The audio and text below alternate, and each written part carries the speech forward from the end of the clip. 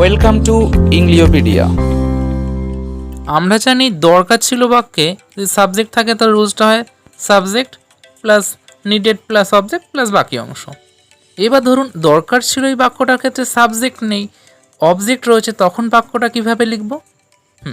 সেক্ষেত্রেও রুলসটি হবে object plus was wire plus needed plus বাকি অংশ। তাহলে বলুন তো পেনটা আমার জন্য দরকার ছিল, ইংরেজি কী হবে? এখানে অবজেক্ট হলো পেন, তাই উত্তর হবে দ্য পেন।